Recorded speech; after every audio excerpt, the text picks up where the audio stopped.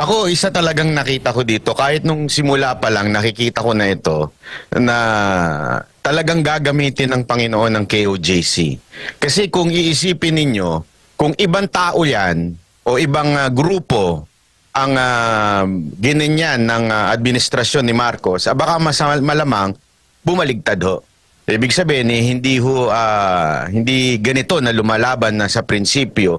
Kaya ako naniniwala na inordain ito ng ating Panginoon na si Pastor Quiboloy at ang KOJC ang usigin dahil alam niya na matibay ang KOJC at si Pastor Quiboloy. Kaya naman makikita natin dito yung nangyayari dito sa KOJC ngayon, ito'y talagang galaw na ho ng Diyos. Kasi alam naman natin, marami sa atin na nag-aantay ng ganitong klaseng galaw, pero hindi nabubuo until nangyari ito.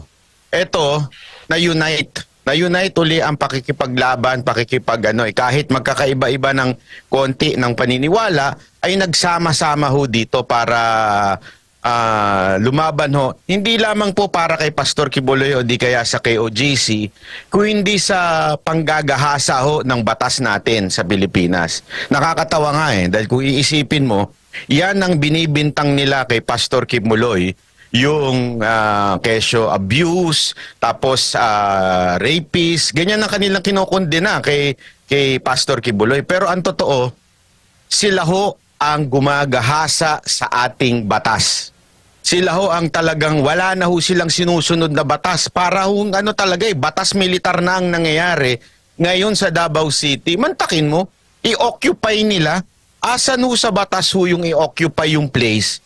Warrant lang po ang sineserve dyan. Hindi po search warrant, kundi warrant of arrest. So dapat, pagka hindi nila nakita, lumayas na sila dyan. Wala na ho silang karapatan, wala na ho silang legal basis na magstay dyan. Pero ano ginagawa nila?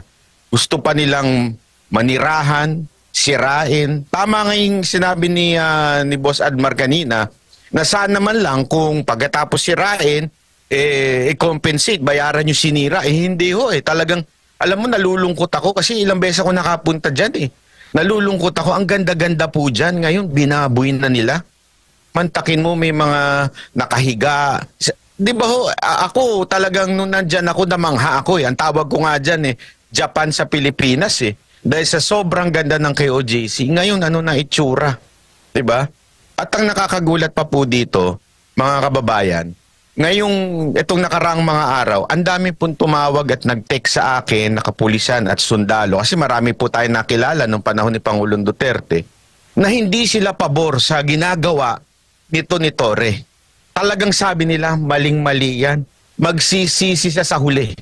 Dahil yung amo niya, hanggang kailan na lang yun? Si Marbil. February na lang ata yung si Marbil kung kakandidato pang senador, di hanggang Oktubre na lang yun.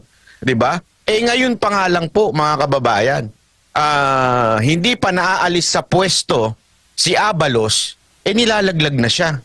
Paano pa kaya pag nawala na yan sa pwesto? Sigurado kung ilalaglag silang lahat dyan, magkakaiwanan at ang naiiwan dyan yung pagmumukha ni Torre. Kaya nga Torre, alam mo, mag-isip-isip ka na.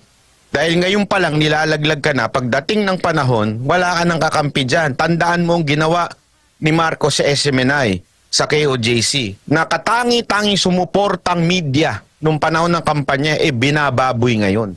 Yun lang ang ano ko dito, nakikita ko talaga dito. Tsaka anong nangyari nung naging QCPD director siya? Wala ho talaga Doon pa nga lang, sablay na siya And, alam mo, eto nga meron ako hindi ko na lang pero may nakausap ako isang pulis, sabi niya, sa malamang, sabi niya, itinayanan nito ni Torre yung pension niya. Kasi pagka na-suspend ka o kaya na-demanda ka, yari ang pension mo. Kaya nga ang tanong niya is, magkano kaya yung halaga? At bakit niya itinataya yung pension niya? Alam niyang mali ito Alam niya, pulis yan, tagal niya ng pulis. Hindi naman magiging general yan kung hindi yan dumaan sa sobrang tagal, di ba? Tumanda na nga, bumaluktot na yung muka. So alam niya na pagdating ng panahon, wala mawawalan siya ng pensyon. Ang tanong, ano ang katumbas nun? At bakit niya pinapabayaan ngayon? 'Di ba? Unless, ewan ko bayad na ba siya ngayon para i-gamble niya yung kanyang pension? Yun ang tanong diyan.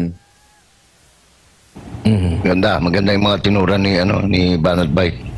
So, kasi kung equivalent lang sa pension niya ay tanga siya, 'di ba? Kung equivalent lang nung mawawalang pension niya, yung itinaya niya, ang laking tanga, no? Pero kung magandang bigay, pero hindi makakasapat yan, Banat Bay, alam mo naman, pagka nagkakaso ka, ubus-ubus ka riyan. O, pambayad mo, pambayad mo sa abogado. O, kasi aabutan mo yan, retired ka na eh. Mag-isa ka na, wala ka nang utusan na, uy, pigilan nyo si ganito, uy, haragin nyo si ganyan. Wala na, mag-isa ka na lang dyan eh. Pwede naman, Sir J, na maglaho na lang siya, mag-ibang bansa na lang siya anyway. Pwede. Kung sakali lang naman, tinatanong lang naman natin, kung sakali lang naman, malay nyo, worth it naman daw yung halaga, 'di ba? Kasi wala akong makita Wala akong makitang dahilan kung bakit niya ginagawa 'yan. Kasi kahit nga ikaw ay isa kang sabi niyo nga sir, dapat man lang naisip niya 'yan. Hindi ko talaga makita Alam mong mali na. Alam mong maling-mali yung ginagawa mo. Sasabit ka sa lahat ng anggulo, sasabit ka. So maybe talagang worth it. Worth it yung ginagawa mo. 'Di ba? Ibig sabihin talagang laki ng matatanggap mo sa pagsunod mo. Hindi natin alam. Ano kaya ang kapalit niyan? O unless meron din sa yung bira na pag hindi mo ginawa 'yan, yari ka. Kasi alam mo, Pwede. Sir J, naalala ko tuloy kung 'di ba naikwento ko na ho dito sa SMN na yun 'Di ba yung inalok ako ng isang malaking institusyon, di ko na lang babanggitin, madadali pa tayo. Ito ang monthly, malaki ho yun. As in, kaya akong buhayin, kaya ko nang tumigil magpabablog doon. Correct. Talagang babanatan ko mga Duterte. Hindi nila ako nakuha. Demanda inabot ko. I mean, para sa isang pobreng katulad ko, hindi naman po ako katulad ninyo na matagal na sa industriya na to. Siyempre kung matatakot ka talaga sa demanda. Ngayon, humaharap ako sa ilang demanda. Iniisip ko nga, posible kaya na tinakot din siya ng mga nasa taas niya? Pag hindi ka sumunod, ikaw ang yayariin. Kasi may ganun silang, may ganun silang karakter. Yung mga namumuno ngayon may ganyang karakter. It's either you are on our side o you are against. Pag enemy ka namin, dudurugin ka namin. Sir Jay, Banat, meron lang akong babasahin na magandang komento na kaugnay pa rin dun sa nabanggit niya ni Banat Bay. May mga nagko-comment kasi sa atin dito sa comment section. Sabi ni Nat James Bond, "First, they came for Pastor Apollo, tumahimik ang mga leader ng simbahan. Then they came for SMNI at tumahimik ang media. Then they came for KOJC at tumahimik ka dahil hindi ka miyembro.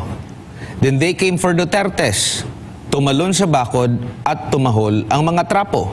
Then they came for every LGU leaders that support freedom of expression. Sila ay kinasuhan. At nagkumahog mag-pledge ng loyalty ang karamihan. Then they came for businessmen and they bow down. They will come for your children. They will come for your freedom. They will strip you of your rights, your honor, your dignity and pride. And in the end, pati ikaw ay patatahimikin nila at wala nang magsasalita para sa iyo." Sapul yung... Maganda. Tama ko. Sapul ni Sir na nagkomento. Ganyan talaga Kaya nga ngayon, di ba, kung kulang, dagdagan ko lang. They came also sa mga vlogger. Di ba? So sinasampulan nila ako ngayon ng demanda. Pagka talagang dumaldal ka, susunod na yung iba. Ganun na mangyayari. Talagang, alam mo, ito lang isa pang realization ko lang po kasi di ba marami nagsasabi, lalong-lalo na ito si Diwata, si General Diwata. Di ba sinasabi niya noon, hindi, OA lang ang KOJC, OA lang si Pastor Kibuloy. Pero tingnan ninyo, yung sinasabi ni Pastor Kibuloy noon nung unang na-meet namin siya, sinasabi niya na Amerika ang gustong kumuha sa akin. Unayan natin yan ngayon. Mantakin mong lulusob, may mga Amerikano, may flag ng Amerika. Correct. Sabihin, all along, totoo yung sinasabi ni Pastor Kibuloy na Amerika ang may gustong kumuha sa kanya. Yun ang dahilan kung bakit hindi sumusuko o lumalabas si Pastor Kibuloy. Kasi ang dami nagtatanong yan eh. Bakit daw hindi lumalabas si Pastor Kibuloy para tapos na to? Diba yun ang legal process? Sabi naman niya, haharapin niya. Yun pa rin naman ang paninindigan ni Pastor Kibuloy, haharapin niya kung dito sa Pilipinas. Eh ang problema dyan pa lang, oh, proof na yan. Proof na yan na Amerika ang gustong dumukot sa kanya at pagurgur siya sa Amerika. Correct. May alam nyo, meron nung nagpadala sa akin, ipadala ko na lang din mamaya dyan. Hindi ko kasi ma-download lang yung video na meron talagang mga Amerikanong pumapasok. May isa akong nakita doon, yung Amerikano rin na nakuhanan dati sa nasa Davao. Pumapasok. Si Powell, Oo, so sabi ko, wala talaga. Alam na natin. Totoo nga yung mga intel ni Pastor Kibuloy na Amerikano ang gustong kumuha sa kanya.